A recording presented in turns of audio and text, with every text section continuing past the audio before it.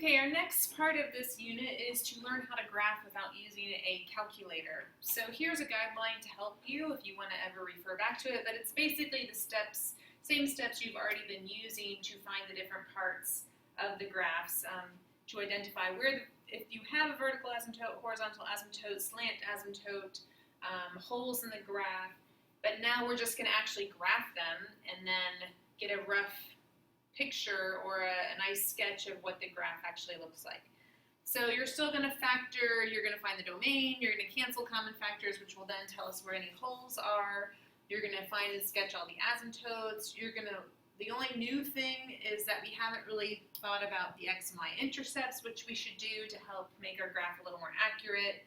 And then we might need to do a sign analysis to determine what's happening on either side of a vertical asymptote, right, and the x-intercept. So it's just helpful to see if we're approaching positive infinity, negative infinity, and what's happening in between there. And then lastly, we want to draw smooth curves through the intercepts and toward the asymptotes to complete the graph. So let's look at this first function. Step number 1 is we want to factor it. So our numerator can't be factored, but our denominator, well, we need two numbers that multiply to give us -3, but add to give us -2. So hopefully you're thinking +3 and -1. This numerator might give you a hint to that. Therefore, this common factor cancels, but you should immediately be thinking about our domain. So our domain omits these two factors, which are -3 and 1. We know because we canceled this factor, we must have a hole at 1. So let's look at what our reduced form is. We have 1 over x plus 3. So remember, this red function I have is the reduced form.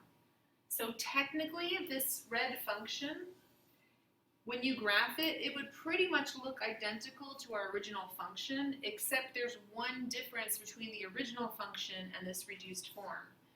And that is, in the original function, we have a hole. And you wouldn't necessarily see it. You'd have to use your table function or zoom in really closely at x equals 1 to see that there's a hole in the graph, where this one would be a continuous curve at 1, and it would not have a hole there. It would just continuously go through at point 1. Okay, so now we have to finish our hole. Well, we look at reduced form and we plug in the number 1. So 1 divided by 1 plus 3, which is 1/4. So we have a hole at 1/4. We do have a vertical asymptote right here. It's x equals -3. Do we have a horizontal asymptote? Well, we have learned strategies for deciding whether or not we have a horizontal asymptote. We look at the degree of the numerator in comparison to the degree of the denominator. If the degree of the numerator is less than the degree of the denominator, then we do have a horizontal asymptote, and it is at y equals 0. Our final two steps, which we haven't really done before, is looking for an x-intercept and a y-intercept. Remember, your x-intercept is when your y value is 0. So that's when f of x is equal to 0. So we need to make 0 equal to, well, I'm going to use the reduced form, right? Because y go back to the original when we know the x minus 1s are going to cancel. Well, if you want the y value to be 0, that means our numerator needs to be 0. Or we can cross multiply right here, right? So we have 0 over 1 equals 1 over x plus 3. So we get 0 times x plus 3, which is just 0, equals 1. Well, 0 does not equal 1. That's a false statement, so it's not possible, which means we don't have any x-intercepts. How about our y-intercepts? So if we're trying to find our y-intercepts, then that is when our x value is 0. So if you look at reduced form over here, we're going to make our x value 0. So we do have a y-intercept. It is 1/3. Okay, now I'm going to start graphing all of these items on my graph. So put a few markers to indicate what the graph looks like, to put your counting by 1, 2, 3 little hash marks to show what we're counting by. We have a vertical asymptote at x equals -3. So here's my vertical asymptote, so I'll put a -4 on there. We have a horizontal asymptote at y equals 0. And last but not least, we have a hole at 1, negative 1/4. So let's see here, a hole at 1, negative 1/4. We have a y-intercept at 0, positive 1/3. So that should be slightly higher than this right here, right? 1/4, 1/3. So now I need to know, well, what's happening with the rest of my graph? So I need to check to the left and right of this asymptote to see if the graph is above the x-axis or below the x-axis. So here, if I take this reduced form, you can just start plugging in numbers, right? If I plug in a negative 2, well, 1 divided by negative 2 plus 3 is equal to 1 over 1. So at negative 2, we're up at 1. Well, let's just see if it's going to continue to increase to positive infinity, because that seems to be the trend right now. So then I do plug in a negative 2.5. So if I do a negative 2.5 in the denominator, well, that becomes positive 1/2. If I do 1 divided by positive 1/2, remember I flip that fraction upside down, and I get a positive 2. So at negative 2.5, I get positive 2. And so yes, it would continue to increase toward positive infinity. Okay, is it going to then approach your horizontal asymptote? So you should check your end behavior. Yes, we know that. So we go down, don't go through the hole, and then it approaches y equals 0. Then you check to the left of the vertical asymptote, x equals negative 3. So over here, I'm going to check at negative 3.5. So if I go 1 over, or maybe we'll check negative 4, right? So negative, or 1 divided by negative 1 is negative 1. So at negative 4, I get a negative 1. So then what if I had negative 3.5? Well, that's going to be negative 2, and so forth. So it's going positive, or sorry, to negative infinity. So the rest of my graph looks like that. So there you have it. So you might want to pause now and continue on with the next example to see how you do, and then you can check it with mine when you are done. So maybe go ahead and try everything on your own, and then check it with me in a second. Okay, you can check your answers here. So you have the factoring. You should factor out the greatest common factor for both, and then both of these, x plus 4, x minus 3 in the numerator because you have a plus 1 in the middle, but minus 4 plus 3 because you have a minus 1 in the middle. So it looked like all of them were going to cancel, but they didn't. So you still have to omit, though, the 0, the 4, and the negative 3 in the denominator. That's your domain that you're omitting.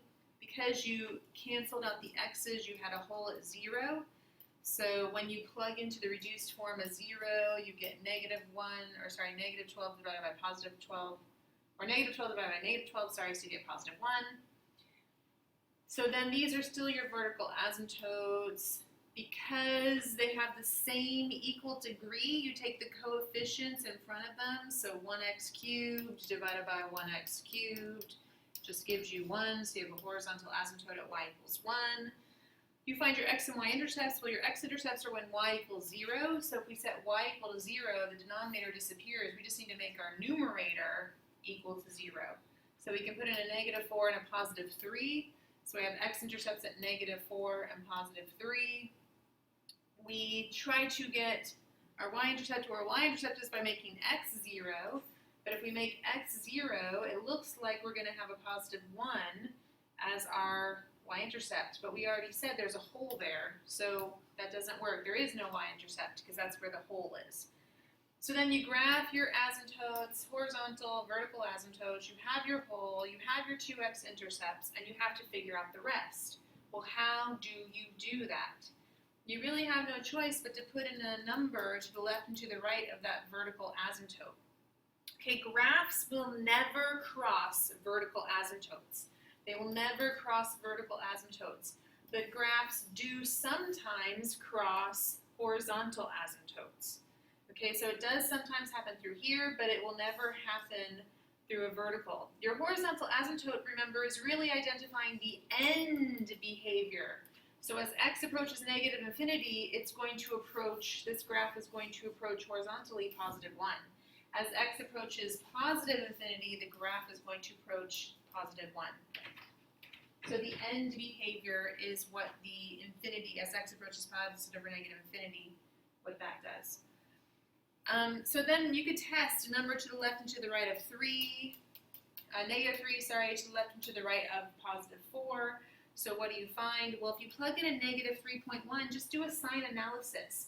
Meaning when I put in negative 3.1 here, I get a positive because 4 is bigger. Here I would get a negative because negative plus negative is negative.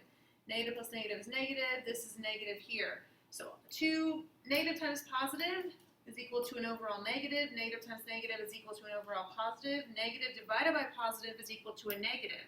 So now I know on the left-hand side of the vertical asymptote here, it's going to go down to negative infinity. If I put in a negative 2.9 up here, well, negative 2.9 plus 4 is a positive. Negative negative is negative. Negative negative is negative. But negative 2.9 plus 3, that's a positive. So negative times positive is 2 negatives, which makes this a positive on the right-hand side, which means on the right-hand side of that vertical asymptote, it's approaching positive infinity. We do the same thing over here. If we put in a negative 3.5, right? Negative 3.5 would be a positive, negative 3.5 is negative, negative 3.5 is a negative again, so it's a negative infinity, a negative sign, and then if you put in a 4.1, you're going to get a positive. So again, it just tells you what's happening to the left and right of that vertical asymptote. Hopefully that's enough to kind of get you started. Oh, actually, you should try this one. Let's go ahead and factor by grouping here. So I'll get you started, and then I'll pause, and then you can try the rest on your own, and then you can come back and look at the answer. So group the first two, group the last two. So we do x squared, x minus 2, plus 4, times x minus 2, all over x minus 2. You see we're going to have a whole, right? Our GCF is x minus 2. So here, this is my GCF. I pull that out here, and then my remaining x squared plus 4 goes in the parentheses after it. My x minus 2's cancel, so I know I have a whole at 2. I also know I have to omit 2 from my domain. What else do I have to omit from my domain? Nothing. It's all real numbers except 2. Here's my reduced form, x squared plus 4. So that means if I put in a 2 here, 2 squared is 4, 4 plus 4 is 8, so I have a whole at 2, 8. So I'm going to put a hole there to remind myself. Do I have any vertical asymptotes? No. Do I have any horizontal asymptotes? No. Do I have an x-intercept? Well, what is this right here? My reduced form is just an equation of a quadratic, right, that goes up 1, 2, 3, 4, right? And then I go right 1, up 1, left 1, up 1, right 2, up 4. So there's my quadratic right there. Do I have an x-intercept? No. Do I have a y-intercept? Yes. It is 0, 4. If I plug in a 0 here, I get 4, so there's my y-intercept.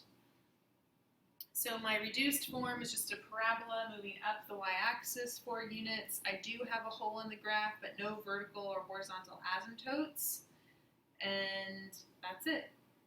So try the other two, and if you're stuck, just look at your email. I've emailed you the answers, and then you can see how you did, and then you can ask me questions if you're confused. But that's it. Just practice your graphing today. All right. See ya. What's today? Wednesday. So, oh, sorry, Tuesday. So see you Thursday.